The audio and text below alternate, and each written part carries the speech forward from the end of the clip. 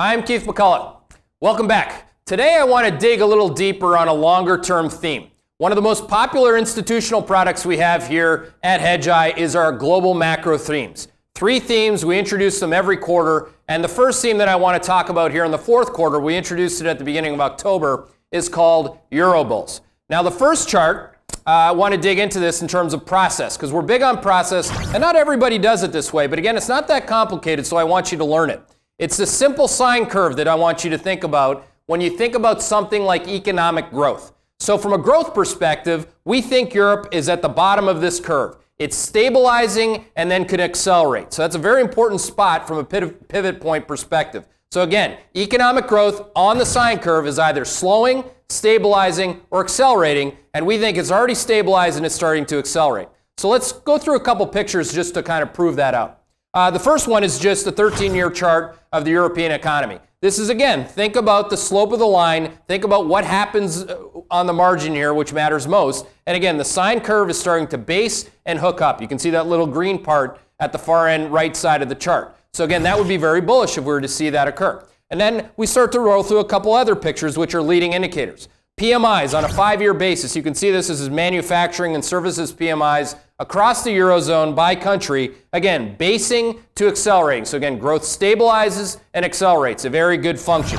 Autos and the 3-year chart that I'm going to show here next. This one's probably the most interesting because autos literally just went positive.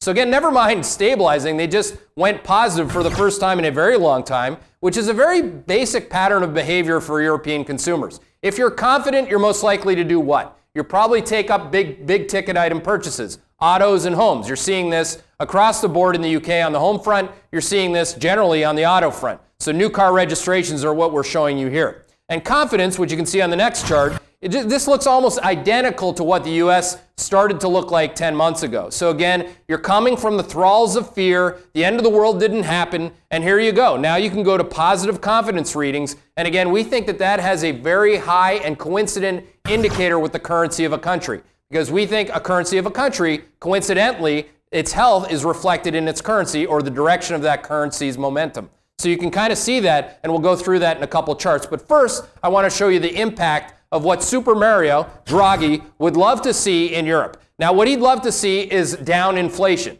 Now, he's already getting it, which is good. So slope of the line, again, you can see this in the chart, is starting to go to the downside. Now, from an inflation perspective, this is what we want to see if we're a consumer. If you're a bureaucrat, I couldn't care less what you want to see. If you're a government guy trying to prove out your academic dogma. What I really want to see is down inflation, because that's a consumption tax that comes off. Real inflation-adjusted growth can occur. So inflation in Europe could start to go flat-ish, which would be very, very good. You can see this in the next chart. We call it deflating the inflation. So take a country like Italy. A year ago had 3.4% consumer price inflation. That's nauseating on a relative basis to their growth, because guess what? They didn't have growth. So if you have inflation and no growth, that's called stagflation. We don't want you to have that. What you have now is inflation falling precipitously in Italy, which is a very good thing, down to 0.9%. Actually, 0.7% this morning was the most recent reading, which is a very good thing.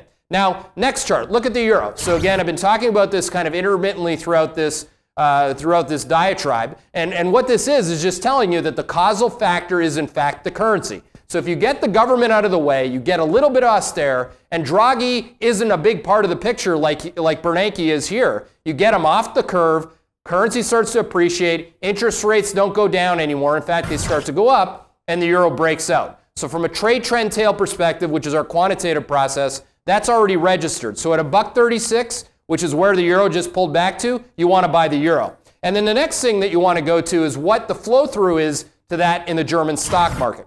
Now, the German stock market, this is going to blow the mind of a Keynesian economist who thinks that Germany needs a weak currency to exist. In fact, quite the opposite. You have a positive correlation between the German stock market and the euro. It's almost like a 0.9 correlation, a positive correlation, which is a very, very high correlation. So in other words, guess what? The German people like a strong currency. That's a very good thing. So again, if you're buying the euro, you're probably buying the German stock market too, which we like. And the last idea that I want to hit on here is the UK. The UK has a currency that floats. It's not Europe, but they also have a regime change at their central planning agency, which is called the Bank of England. And again, the Bank of England, this would almost be like getting rid of Ben Bernanke and Janet Yellen at the same time. They have gotten rid of Mervyn King, who's been there forever, quantitative easing guy, just like Bernanke, threw him out the door, and they have Carney, the Canadian, the hockey player from Harvard. I mean, I love it, and the currency market loves him too. That's a very good thing for the British pound. So again, to review, I like the euro as a currency, I like the British pound as a currency, and I also like German stocks. I like UK stocks too, but I like German stocks better. If you're looking for something not to like in a growth accelerating environment, you'd stay away from German boons like the bubonic plague. So that's that. If you have any questions, compliments, concerns, anything at all, hit me at my Twitter handle. That's @Keith McCullough. Would love to hear from you. Thanks.